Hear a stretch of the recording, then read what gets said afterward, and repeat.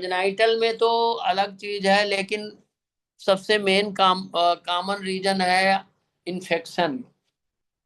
और किडनी में इन्फेक्शन नीचे से ही पहुंचता है। असेंडिंग इन्फेक्शन होता है आपका, यूटीआई यूरिनरी ट्रैक्ट इन्फेक्शन जो होता है वो होता है। दूसरा, कभी कभार जो है किडनी में जो स्टोन होते हैं उनकी वजह से भी इन्फेक्शन हो जाता है। और जो स्टोन पूरे सिस्टम में किडनी से लेके नीचे यूरेटर और जो पेशाब की थैली होती ब्लैडर, किसी में भी अगर स्टोन है तो इन्फेक्शन के चांसेस बनते हैं। सिस्टमेटिक इन्फेक्शन में भी कभी कभार ट्यूबरकुलोसिस भी हो जाती है किडनी की। और तो उसमें भी क्रॉनिक इन्फेक्शन हो जाता है। लेकिन जरूरी है कि कहीं दूसरे अंग में भी ट्यूबरकुलोसिस वगैरह हो। इसमें लक्षण ऐसे होते हैं कि पेशाब खुल के नहीं होती है, पूरी मात्रा में नहीं होती है, पेशाब रुकी रहती है। किडनी जब फेल होती है तो पेशाब किडनी से छनती नहीं है। तो इसको दूर करने के लिए सबसे पहले भाई आप जांचें करानी पड़ेंगी। यूरिन की जांच, ब्लड की जांच, किडनी का पूरा प्लेन एक्सरे एब्डामिन का, प्लस अल्ट्रासाउंड कराना पड़ता है। या इससे भी बीमारी डिटेक्ट नहीं हुई तो हम लोग सीटी स्कैन भी कराते हैं, जो अच्छे यूरोलॉजिस्ट होते हैं। अब उससे बीमारी का पता चलता है। पता जब बीमारी का चल जाता है तो उसी लाइन में ट्रीटमेंट दिया जाता है। आज यदि किडनी थोड़ा बहुत भी यूरिन बना रही है या कभी कभार एकदम यूरिन बनाना बंद कर देती है, तो ऐसी दशा में फिर जो है और अब या डायलिसिस। डॉक्टर साहब डायलिसिस पे चल रहा है, डायलिसिस पर। हाँ, तो वही बताने जा रहा हूँ मैं पूरा। तो ऐसी दशा में डायलिसिस वाली प्रक्रिया होती है। ठीक है, ठीक है, ठीक डायलिसिस की प्रक्रिया जो है बड़े बड़े संस्थानों में पहले हुआ करती थी, अब तो पर्याप्त जगहों पर जो है डायलिसिस सेंटर कुछ प्राइवेट सेक्टर में भी खुल गए हैं जहाँ पे डायलिसिस होती है। और यूरोलॉजिस्ट की देख रेख में अगर हो डायलिसिस तो ज़्यादा बेहतर होता है, नहीं तो हमारे फिजिशियन की देख रेख में होती है।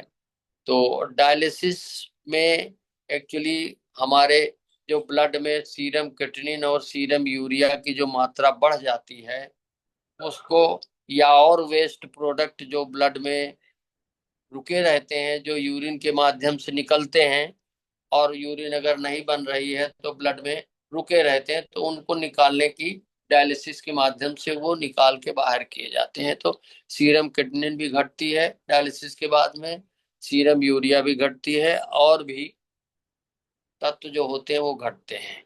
लेकिन ये प्रक्रिया, इस प्रक्रिया में भी काफी दिनों तक पेशेंट सरवाइव कर जाते हैं। लेकिन ये प्रक्रिया थोड़ा सा कॉस्टली है, गरीब पेशेंट अफोर्ड नहीं कर पाता है। और अमीर पेशेंट तो अफोर्ड कर लेते हैं, ऐसा नहीं है। इसमें कुछ गवर्नमेंट को भी अच्छे सेंटर उपलब्ध कराने चाहिए। वैसे सभी मेडिकल कॉलेज हैं, ज्यादातर जिला अस्पताल जो मंडल लेवल के हैं सब में डायलिसिस के सेंटर हो गए हैं। और जिला अस्पतालों में भी, अच्छे जिला अस्पतालों में भी हो गए हैं, मेडिकल कॉलेज में सभी में उपलब्ध हैं। तो जहां भी आप कराती हैं प्रॉपर डायलिसिस कराते रहिएगा। डायलिसिस में इन्फेक्शन के चांसेस भी बढ़ते हैं, जहां से डायलिसिस की प्रक्रिया शुरू होती है तो उसमें भी बढ़ते हैं। तो पेशेंट को काफी, उसके अटेंडेंट को काफी अलर्ट रहना पड़ता है। उसके डायलिसिस के समय पेशेंट की डाइट पे भी विशेष ध्यान दिया जाता है। क्या क्या डाइट देते हैं वो सब चार्ट बना के दे देते हैं, चार्ट रहते हैं, तो उनको उसी अनुसार डाइट लेनी चाहिए। ये इन दिनों जो है भारतवर्ष में किडनी के फेलोर के पेशेंट की संख्या कुछ ज्यादा बढ़ रही है। वो बहुत कारण हो सकते हैं, इसमें से कुछ तो कारण इन्फेक्शन हमने बताया, इन्फेक्शन के बहुत कारण हैं।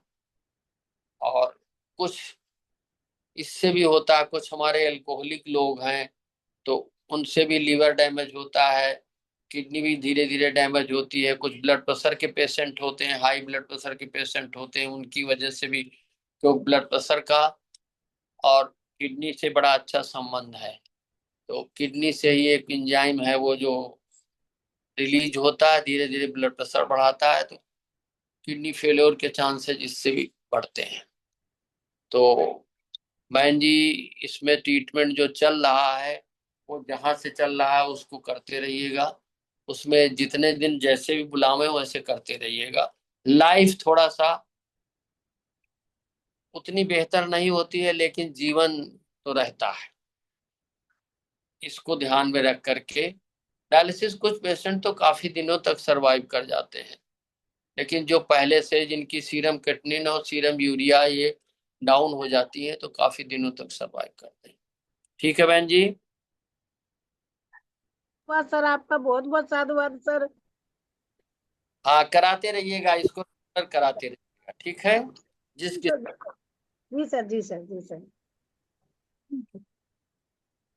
और भी हमारी किसी बहन को कुछ पूछना है तो पूछ लीजिए डॉक्टर साहब से। सर आप मुझे बताइए सर, जैसे मैंने कल सोनोग्राफी करवाई थी तो फैटी लीवर आया है सर मेरा सेकंड स्टेज पे। हम्म।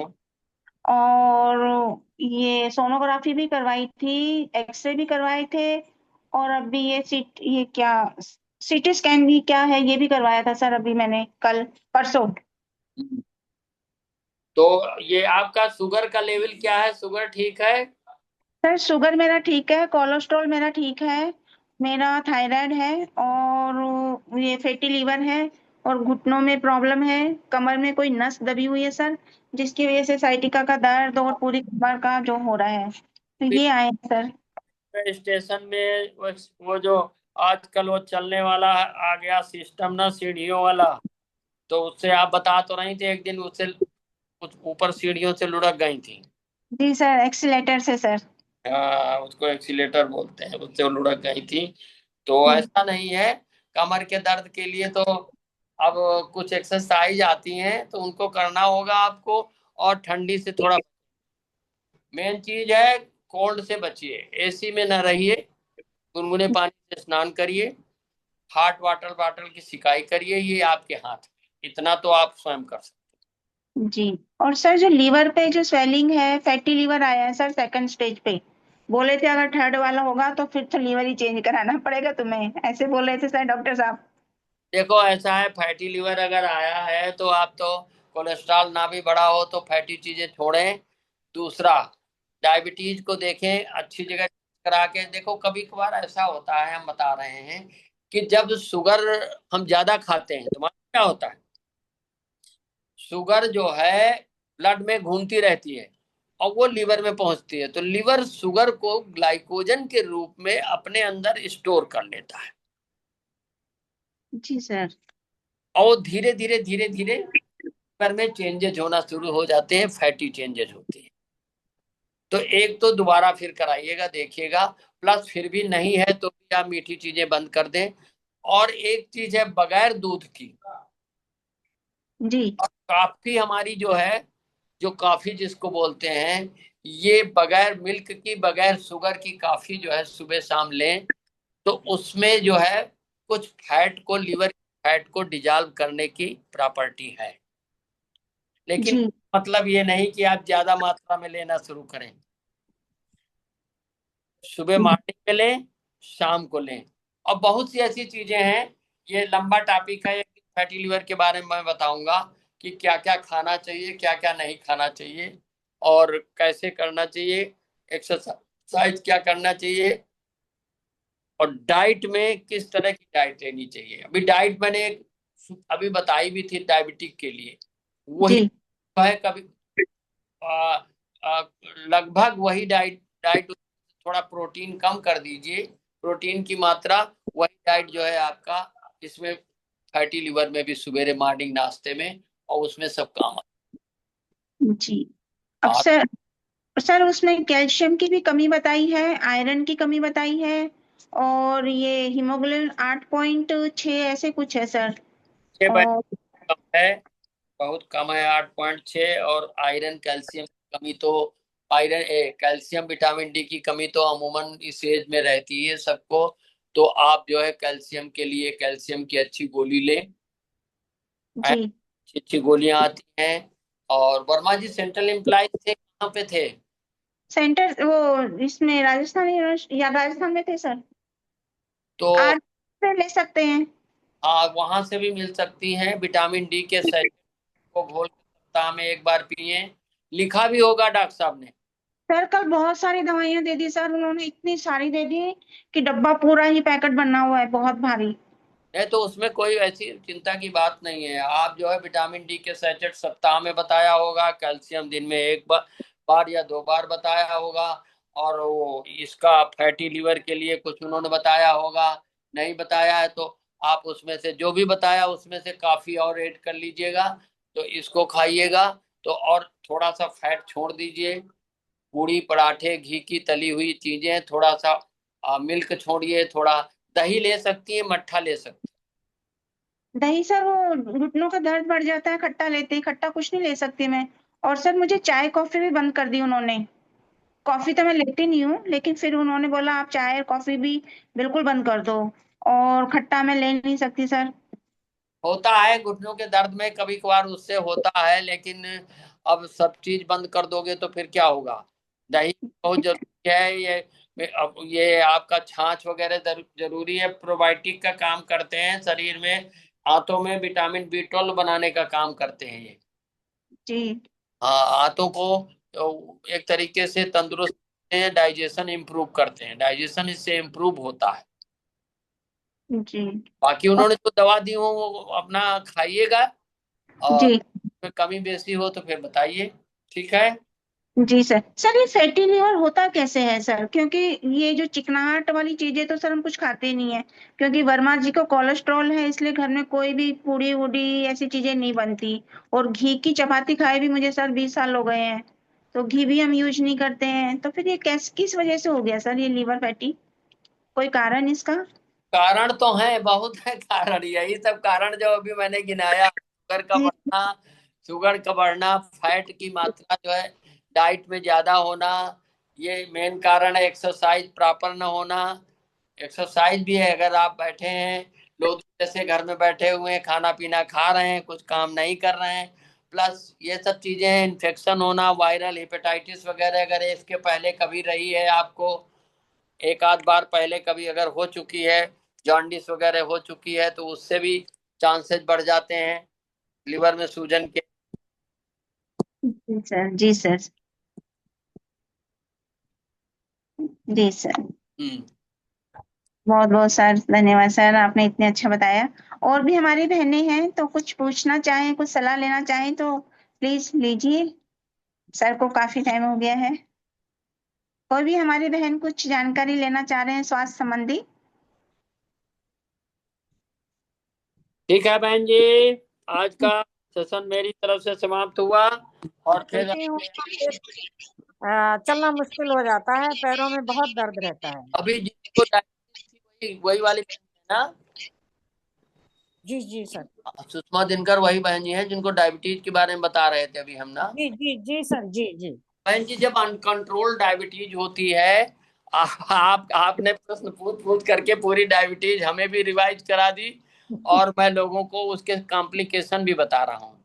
जब जी अनकंट्रोल डायबिटीज होती है, बड़ा सीवियर, तो वो डायबिटीज कीटोएसिडोसिस हो जाती है। तो ये अपनी आपकी जो काफ मसल्स हैं, जी जी समझ रहे हैं, जो पिंडली, जी जी जी जिनको हिंदी में पिंडली कहते हैं, जी जी काफ मसल्स और थाई की मांसपेशियां, जी इनमें जैसे मैंने कहा नींद में भी दर्द होता है, और डायबिटीज के पेशेंट को भी काफी पेन होता है इनमें। ये जी विटामिन बिल्कुल बी सही कहा। कमी से भी होता है, जिसमें से न्यूरोपैथी हो जाती है डायबिटीज पेशेंट के लोगों को। जो विटामिन बी 12 की कमी की वजह से न्यूरोपैथी भी होती है, डायबिटिक कीटोएसिडोसिस भी होती है। तो उसको कोशिश करिए कि आप अपनी डायबिटीज, फास्टिंग, मतलब शुगर के लेवल को कंट्रोल में लाइए, फास्टिंग को भी और पीपी को भी। और ये अगर गेहूं की रोटी खाती हो तो बिल्कुल छोड़ दे बहन जी, जी अभी तो गेहूं की रोटी खाती थी सर। बिल्कुल अभी छोड़ दे, आपका कोई फायदा नहीं होगा। जी गेहूं की जगह आप जो है रागी है, चना है, जौ है, इसकी खाना शुरू करेंगी तो आपको काफी राहत हो जाएगी। चावल, सर ज्वार की रोटी खा सकती हैं, ज्वार की? ज्वार में खा सकती, मिला करके 1-2 चम्मच आटे को मिला लीजिए, और उसमें बाजरा वाले में भी, हालांकि इनमें सब मात्रा ज्यादा होती है लेकिन चना में प्रोटीन ज्यादा होती है, जी जी लेकिन इनको मिलाएंगे तो कैल्शियम का भी स्रोत मिलेगा आपको, और शुगर की उतनी मात्रा नहीं मिलेगी। वैसे तो सोयाबीन का आटा ज्यादा वो होता है कि सोयाबीन के आटे में जो है वो थोड़ा कड़वा जैसा लगता है, और उसमें प्रोटीन की मात्रा ज्यादा होती है, 45% 50% होती है। जी जी हाँ, जी आप सर, कोशिश करूंगी मैं सर। सवेरे आप नाश्ते में चने के अंकुरित, मूंग अंकुरित, सोयाबीन के दाने अंकुरित और जी मेथी के दाने अंकुरित, मेथी का पानी लीजिए, जी अलसी लीजिए। अलसी को आप उस तरह से ले सकती हैं, भून करके पाउडर बना करके आप अलसी ले सकती हैं, सवेरे फाँकिए उसको, अलसी को। जी एक और बहुत अच्छी चीज है जो मैं भूल गया था बताने को, आप हल्दी के, पिसी हुई हल्दी को भी सुबह मॉर्निंग में 5 ग्राम सवेरे, 5 ग्राम शाम को ले सकती हैं, और इससे आपकी डायबिटीज में काफी फायदा होगा। और जो हड्डियों में थोड़ा बहुत दर्द होता है, कमर में दर्द होता है, गांठों में दर्द होता है, कहीं हड्डियों में सूजन है, कंटिन्यूस लेना शुरू करेंगी तो इससे, इसमें बड़ी राहत। ये सर, ये हल्दी कच्ची लेनी है या भून के लेनी है? नहीं, कच्ची हल्दी को जो है, वो जो दुकान में मिलती है लंबी वाली गांठें, उनको वहीं पिसाइए, अच्छा अच्छा जी सर। पिसवा करके उसको खाने में भी प्रयोग करिए, और इसको सवेरे गुनगुने पानी से आप लेना भी शुरू करिए। बासी मुंह ले लीजिए, खाली ब्रश करने के बाद में ले लीजिए, तो जी उससे जी ऐसा नहीं है, आपकी ये एसिडिटी भी कम होगी, सब चीजें कम होती हैं। आप लेना तो शुरू करें हल्दी को, बॉडी जी का, जी शरीर का वजन भी कम होगा, फैट भी छटेगी, हम्म, धीरे जी बिल्कुल। होगा प्रोसेस, धीरे धीरे होगी, 1 दिन में 2 दिन में कुछ नहीं होगा, महीनों लग जाते हैं। जी जी लेकिन मैं एक पूरी। आदत बनाने, अलसी हम्म, और हल्दी दोनों जी को लेने की एक आदत बनाने। अलसी अगर लेंगी तो आपको मिथाइल कोबालामिन, जो बाजार में गोली मिलती है, महंगी मिलती है, 500 माइक्रोग्राम की गोली 6-7-8 रुपए की पड़ती है। आप अलसी बाजार से 1 किलो मंगा लीजिए, 150-200 रुपए की, बिनिए जी साफ करिए, थोड़ा सा उसको कढ़ाई में या तवा के ऊपर हल्का सा गुनगुना करिए, और उसके बाद ग्राइंडर में पीस के किसी डिब्बे में रख लीजिए, 2 चम्मच सवेरे फाँक लीजिए जी पानी के, हल्दी के 15 मिनट के इंटरवल के बीच में, जी जी बहुत बिल्कुल। बहुत राहत होगी। डायबिटिक पेशेंट, कैल्शियम की डिफिशियंसी वाले पेशेंट, ओल्ड एज के पेशेंट, ये सबके लिए जरूरी है। ऐसा नहीं है कि कोई मैं पर्टिकुलर इन बहन जी के लिए ही बता रहा हूँ। सुबह जी मॉर्निंग का नाश्ता आप बहुत अच्छा कर सकती हैं, मूंग भिगोइए, चना भिगोइए और मेथी भिगो दीजिए, एक दिन ये खाइए, दूसरे दिन कोई और खाइए, तीसरे दिन कोई और नाश्ता खाइए। कोई जी जरूरी नहीं कि रोज बच्चे के लिए पराठे बनवा रही है, पोते के लिए, नातनी के लिए, नाती के लिए तो पराठा सब्जी ही आप भी खा लें। ऐसा मत किए करिए, क्योंकि ज्यादातर बहनें जो ज्यादा एज की हैं, उनकी बहुएं पता चला बच्चों के लिए नाश्ता बनाती हैं, अम्मा तुम भी खा लो, जी सर। अम्मा को भी दे दिया, अम्मा को भी चाय भी पिला दी मीठी, अरे एक ही बार तो है, थोड़ी ही तो चीनी पड़ी है, यही थोड़ी थोड़ी बड़ा नुकसान करती है। जी जी ये एक्चुअली हर घर की बातें हैं, ऐसा नहीं है कोई पर्टिकुलर हम कोई उससे बता रहे हो, ये प्रैक्टिकल अनुभव है हमारा। जी सर, धन्यवाद सर, बहुत बहुत शुक्रिया, धन्यवाद सर। बहुत अच्छी बात बताई और मैं पूरी कोशिश करूंगी, आपने जो भी प्रोसीजर बताया है वो सब करूंगी मैं। अब दिल्ली में तो कोई एक मार्केट है जहाँ मिलेट्स मिलते हैं, हमारे एक कोई सज्जन जुड़े हुए थे, वो किसी मार्केट से लाते हैं ये सब सामान, जौ छावनी बाजरा बाजार चावड़ी चा, बाजार है सर जी? हाँ, बाजार। वहां से लाते हैं और कहते हैं मैं वहां से ले आता हूँ, पिसवाता हूँ, और उनकी डायबिटीज काफी हद तक कंट्रोल हो गई। जी जी सर जी। सीनियर सिटीजन जो वाली बैठक बुधवार को होती है उसमें वो जुड़ते हैं। अच्छा जब अच्छा। को बताना शुरू किया मिलेट्स कैंड, हम तो बहुत दिनों से खा रहे हैं, हमने कहा बहुत अच्छी बात है, और कहने लगे मैंने कंट्रोल कर ली। जी जी, कंट्रोल करनी पड़ेगी सर, मुझे बहुत परेशानियां हैं सर। जीवन जी आपके हाथ में है, इसको चाहे लंबा कर लें चाहे छोटा कर लें। जी जी, बिल्कुल सही और कह रहे हाँ, बीमारियां आपके द्वारा ही पैदा की गई हैं, कोई प्रकृति ने नहीं पैदा करी, ना किसी दूसरे ने पैदा करी। हैं। जी अब बिल्कुल ये सही कह कहे रहे कि नहीं हम तो, उसने हमको नजर मार दी, वह उसने देख लिया बड़ा खुशहाल परिवार है, उसकी नजर लग गई तो हमारे घर सब बीमार होने लगे, ऐसा कुछ नहीं है। हैं। जी जी ये जी। आपके अपने मन का ही खेल है। मन अगर शुद्ध है, मन सही है, और साथ साथ में अगर थोड़ा बहुत आनापान कर लेती हैं, विपश्यना वाली प्रथम सीढ़ी, तो उसको करिए तो और आनंद आएगा। अब आप कोई काम तो करती नहीं होंगी, बहुएं होंगी, बेटियां होंगी, कोई ना कोई तो कर। नहीं नहीं नहीं सर, बहुएं नहीं है अभी अभी। अभी तो मैं ही करती हूँ सर, काफी काम करती हूँ अभी तो। लेकिन लास्ट में जब थक जाती हूँ तो पैरों में बहुत दर्द होता है मेरे पैर। स्टैंडिंग में तो दर्द होगा ही, बहुत देर तक अगर खड़ी रहेंगी तो दर्द होगा, प्लस जी डायबिटीज कंट्रोल नहीं है तो दर्द होगा। ये सब चीजें होती हैं। मांसपेशियों में ताकत नहीं रह जाती, मांसपेशियां शिथिल हो जाती हैं डायबिटिक पर्सन्स की। जी जी जो डायबिटिक लोग होते हैं उनकी मांसपेशियां उतनी स्ट्रांग नहीं होती हैं। जी सर। सर एक तो एक समस्या है कि मेरी कोई हेल्प करने वाला नहीं है। ना घर में अभी बहू है ना बेटी है। देखिए, अभी बेटों के लिए अभी लड़की ढूंढ रही है। उसको आप दूसरी तरीके से कर सकती हैं। अगर आपके पास में पर्याप्त धन है तो किसी को हायर करके उनसे सर्विसेज ले सकती है। जी वो तो कर रखा है सर, हाँ वो वाली को करा। बताइए, उसको बैठी रहिए। आप बैठे बैठे ऐसा ना करिए कि बैठी रहिए, हाथ पैर हिलाते डुलाते रहिए, जी तो जी उससे आप सेवाएं ले सकती हैं। जी जी। जी ठीक है। सर, आपने बहुत अच्छा बताया सर, बहुत बहुत धन्यवाद आपका सर। जी सर। सर एक बात और पूछना चाह रही थी कि इसमें योगा वगैरह कितने टाइम के बाद कर सकती है, तो जैसे ऑपरेशन हुआ है। बहन जी देखिए, इसमें आपका दूरबीन से हुआ कि उससे ऑपरेशन से चीरा लगा के? हाँ जी, नहीं दूरबीन से। तो ऐसा कुछ नहीं है आप करने को। आप आगे फॉरवर्ड बेंडिंग न करें थोड़े दिन, अभी डॉक्टर साहब ने कहा होगा आगे मत झुकिएगा थोड़ा बहुत, और बाकी ऐसा कुछ नहीं है। प्राणायाम करने में कौन सा है, वो तो मरीज करते हैं, और आप तो बीमारी से मुक्त हो चुकी हैं। हाँ, नहीं सर, जैसे वो भी खांसी वगैरह ऐसे मतलब थोड़ा इसकी नहीं नहीं, दिखते हैं, तो फिजिकल क्लासेस ज्वाइन कर सकते हैं कि वो हार्ड भी तो कराते हैं ना। क्या आता है? मतलब स्टिच में दुखते हैं और योगा क्लासेस जाएंगे तो वो हार्ड भी स्ट्रेच वाले भी कराते हैं, झुकने वाले भी कराते हैं। नहीं भाई, मैं उस योगा की बात नहीं कर रहा हूँ जो आप योगा के क्लासेस की बात कर रही हैं। आप इसमें कुछ ऐसे योगा करिए और ऐसा प्राणायाम करिए कि जो आपके सेहत के लिए आपके मन को सबसे बड़ी मजबूत करे।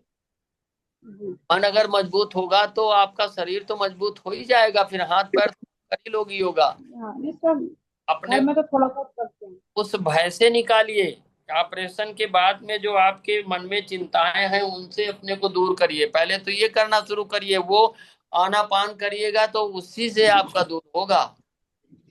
अगर विपश्यना किए हैं तो आनापान मालूम होगा, नहीं किए हैं तो यूट्यूब में जाइए, आनापाना टाइप करिए, और गुरु गोयनका जी का आ जाता है, उसको गाइडेड आनापाना करना शुरू करिए। जैसे जैसे कहें वैसे वैसे बैठ के करना शुरू करिए, आदत डालिए, देखिए बड़ा अच्छा लगेगा।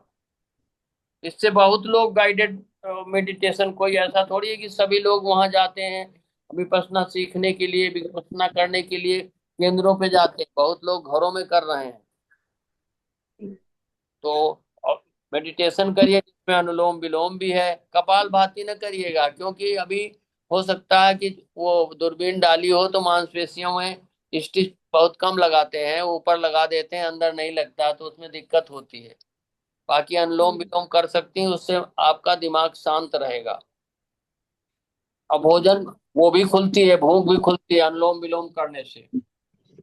विपश्यना करने से जो है काफी आपको मन को शांति मिलेगी। बाकी हाथ पैर के क्यों, आप तो 50 या 55 के बीच में है तो आप टहलने वाला भी कर सकती हैं। आराम से धीरे धीरे टहलने जाइए, 1-2 किलोमीटर। नहीं सर, वो सब तो करती हूँ खैर। हाँ, 1-2 किलोमीटर टहल के आइए।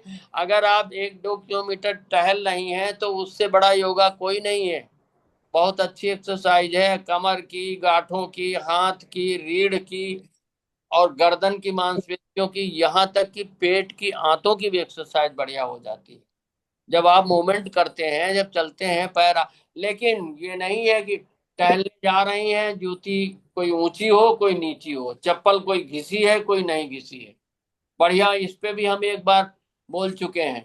प्रॉपर चप्पलें होनी चाहिए, बराबर होनी चाहिए, अच्छे जूते होने चाहिए। रफ या डिस्कार्ड किए हुए जूतों के माध्यम से आप नहीं टहलने जाएंगे, उनको पहन के। नए जूते हों, सही हो, किसी की हील घिसी ना हो, ऊंची नीची ना हो, फ्लैट हो। कुछ ऐसा ना हो कि हील ऊपर हो और पंजे जो है नीचे हो। फ्लैट होने चाहिए, बिल्कुल बराबर। उनसे टहलना हितकर होता है। सवेरे जाइए, रफ सर्विस में न टहलिए, सीधी सड़क में टहलिए जहां पे गड्ढे न हो। तो उससे गांठों को और कमर की मांसपेशियों को काफी मजबूती मिलती है। और इस एज में 50 क्या, हम आजकल तो 40 के बाद ही बहुत जरूरी हो गया, क्योंकि लाइफ स्टाइल बहुत चेंज हो गई, बहुत चेंज हो गई। इतनी चेंज हो गई कि हमारा युवा वर्ग जो है रात में जगता है, दिन में सोता है।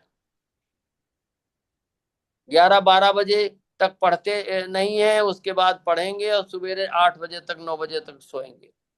ऑफिस जाने वाला है, 15-20 मिनट पहले जगता है, जल्दी जल्दी सब काम करके ऑफिस भाग जाता है। प्रॉपर नींद नहीं आती, बड़ा एंजाइटी में रह रहा है। ये तो आपको अभी, आप लोगों को इस उम्र में डायबिटीज है। कुछ बच्चे ऐसे हैं जिनको डायबिटीज जो है अर्ली एज में हो रही है। वो आपकी लाइफ स्टाइल से हो रही है, फीडिंग हैबिट्स की वजह से हो रही है, खाने की आदतों की वजह से हो रही है। ये तो अच्छी बात है कि हमारे समणों के पास में पैसा नहीं है, कुछ के पास है तो उनके यहाँ के भी बच्चे बिगड़ रहे हैं। नहीं तो बीमारी भाई होना चाहिए, पैसा होना चाहिए, हम लोगों के पास भी आना चाहिए। लेकिन एक तरीके से बच्चों के हितकर है, क्योंकि ज्यादा धनाढ्य परिवार जो हम लोगों के हो गए हैं उनके बच्चे भी बिगड़ गए हैं, उनकी उनमें भी लाइफ स्टाइल की वजह से बीमारियां आने लगी। ठीक है बहन जी, और कोई किसी का प्रश्न हो तो बताएं। हाँ, हाँ राजेश्वरी। सर, सर संगम नमामि। संगनवाई बहन जी। हाँ बहन जी, सर मैं दिल्ली से राजेश्वरी बहन जी, और मैं ठीक हूँ। वैसे तो मुझे दिक्कत है सोने की। काहे की बहन जी? सोने की दिक्कत है। रात को एक हफ्ते में कम से कम एक बार नींद नहीं आती है। अच्छा, परिवार में लोग हैं? हाँ, परिवार में ठीक ठाक है सब सब। मैं और नींद नहीं आती, और कभी कभी तो पूरी रात निकल जाती है। 5 बजे नींद आती है सुबह। ब्लड प्रेशर बढ़ने की तो है? हाँ, ब्लड प्रेशर की दवाई खाती हूँ, ठीक है, वैसा कोई ज्यादा नहीं होता। और शुगर की भी दवाई लेती हूँ, थोड़ा है कंट्रोल में ही है, ज्यादा नहीं है। तो अभी आप सुन तो रही हैं कि पहले हाँ जी सर। मानसिक तनाव से नींदें नहीं आता रहता है क्या? तो हम कहेंगे जब तो उसको मरीज को कहा जाएगा। तो जब सोच हो जाती है तो सोच जब हावी होती है तो है उसी सोच ये निकले तो फिर उनको जरूर जो है ऑपरेट कराना चाहिए। अब तो विधियां बहुत अच्छी अच्छी आ गई हैं। एमआरसीपी के द्वारा कुछ चिकित्सक अच्छे से हैं जो दूरबीन के माध्यम से ये निकाल भी लेते हैं। और प्लस पूरा गाल ब्लैडर अब आपका लेप्रोस्कोप के दूरबीन से ही जो है ऑपरेट करके निकाल लिया जाता है। अब इसमें बहन जी को परेशानी क्या हो रही है? तो ये डाइजेशन का ही प्रॉब्लम है। डाइजेशन की प्रॉब्लम है तो फैटी डाइट तो बिल्कुल अवॉइड करिए आप। और हाँ सर, अब तो बंद ही है। डायबिटिक तो नहीं है आप? नहीं नहीं सर। डायबिटिक नहीं है तो थोड़ा, आप जैसे खिचड़ी कह रही हैं तो मूंग की दाल की खिचड़ी है और दाल चावल है, सब थोड़ा सा भोजन, और कुछ फल हैं वैसे जो इजीली डाइजेस्ट हो जाते हैं, जैसे पपीता वगैरह है, इन फलों का जी सेवन करना, और ऐसे ही जीवन कटेगा। कुछ सूप बना लिया करें, जी सब्जियों के सूप बना करके उसको भी ले सकती हैं सूप। लेडीज बहुत बढ़िया बनाना जानती हैं, टमाटर भी डाल दिया, गाजर भी डाल दिया, उसमें और सब चीजें डाल दी। जैसे अभी मुरंगा की बात हो रही थी तो मुरंगा की फली भी डाल दी, पत्तियां भी डाल दी, पीस लिया उनको, ग्राइंड कर लिया, बढ़िया सा सूप निकाला, और सुबह मॉर्निंग में एक गिलास टेस्टी सूप बना करके अपना पी लिया। तो डाइजेशन की प्रॉब्लम तो बहन जी आपको रहे, आप आज उन्हीं सर्जन को दिखाइए। कुछ डाइजेशन की टैबलेट लिखते हैं जो फैट डाइजेस्ट हो जाए, लेकिन उसका परमानेंट नहीं लेनी चाहिए। डाइजेशन में अगर आपको एसिडिटी रहती है तो एसिडिटी का दवाओं का ले लीजिए। क्या रहता है डाइजेशन में? एसिडिटी रहती है, या स्टूल प्रॉपर पास नहीं होता हाँ है? हाँ हाँ सर, यही प्रॉब्लम, स्टूल प्रॉपर पास नहीं होता, हाँ, कब्ज हो जाती है। स्टूल में कॉन्स्टिपेशन रहता है कि लूज स्टूल होता है? हाँ कॉन्स्टिपेशन सर। हाँ, तो कॉन्स्टिपेशन तो थोड़ा रहेगा ही, क्योंकि जितने भी ये एसिडिटी वाले पेशेंट होते हैं उनको कॉन्स्टिपेशन रहता है। तो ऐसे में आपको थोड़ा सा सलादों का सेवन करना चाहिए, सूप वाला सेवन करें, और प्लस हमारे एलोपैथ में भी टैबलेट हैं, आयुर्वेद में भी हैं कुछ, मतलब वो चूरन टाइप के हैं कुछ, लेकिन हम तो एलोपैथ की बताएंगे कि ये आपको हो सकता है आपके चिकित्सक ने पेंटाप या ओमेप्राजॉल डी करके कुछ टैबलेट लिखी हो या कैप्सूल लिखा हो। पैनक्रेटिन, हाँ, पैनक्रेटिन टैबलेट चल रही है सर। हाँ, तो उनका सेवन कर लिया करें, सवेरे मॉर्निंग में ले लें तो एक बार लेना जरूरी पड़ेगा, वो बीच बीच में छोड़ सकती हैं, कंटिन्यूअस ना लिया करें। जी, ये 2 वीक की लिखी है, बाकी मतलब 3 हफ्ते नहीं खानी है, फिर अल्ट्रासाउंड करा के देखना मतलब। तो हाँ, सर ये कभी ठीक नहीं होगा? अपने डॉक्टर साहब से नहीं, ये देखिए, ये जब कोई अंग निकल जाता है शरीर का तो उसकी जरूरत तो शरीर को रहती ही है। अब वो अंग अगर निकल के बाहर चला गया, बाहर निकाल के रख दिया गया, तो उसकी कमी जो है कुछ न कुछ दवाओं से उससे और चीजें बिगड़ जाती हैं। तो या तो आप ऐसा भोजन ना करें, कभी कभार भोजन भी एक जैसा नहीं रहता है, घर में आप ही के पसंद का नहीं बनेगा, और लोग भी हैं उनकी पसंद का भी, बच्चे भी हैं उनकी पसंद का भी बनता है। तो अब ऐसे में आप भी उसको थोड़ा बहुत ले लेती होंगी भोजन को, तो ये सब चीजें थोड़ा सा कम करनी पड़ेंगी। अगर ऐसा होता है तो कम करिए, और नहीं होता है तो बहुत अच्छी बात है। ठीक है बहन जी। तो सर इसमें फिर आयुर्वेदिक की टैबलेट शुरू कर सकते हैं? आयुर्वेदिक की ले सकती हैं, कुछ आयुर्वेदिक में कुछ आती तो हैं दवाएं, लेकिन हमें विशेष उसके बारे में ज्ञान नहीं है। सबसे बढ़िया तरीका तो आपका है कि आप सूप बनाएं, सलाद लें। जी हाँ, सलाद में से जैसे आपका खीरा है, ककड़ी है, टमाटर है, इन सब की बढ़िया सी सलाद बनावें, उसमें पुदीना के पत्ते डाल लें, धनिया के पत्ते डाल लें, थोड़ा नींबू, हल्का सा 2-4 बूंद, ज्यादा नहीं, नहीं तो एसिडिटी होगी।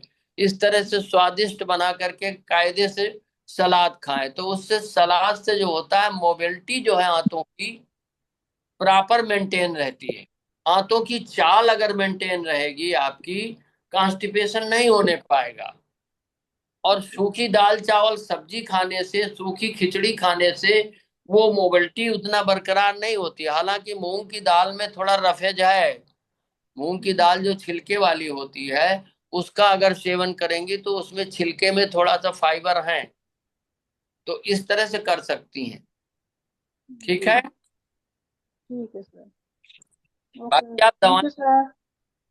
दवाएं तो आप खाती ही होंगी, ये हाँ पेंटाप। जी सर, सर अभी 3 महीने ही होंगे, अभी 2-4 दिन बाद ना 3 महीने हो जाएंगे। हाँ, उनको दिखाती रहिएगा डॉक्टर साहब को। रहने वाली जी कहाँ की हैं? चेन्नई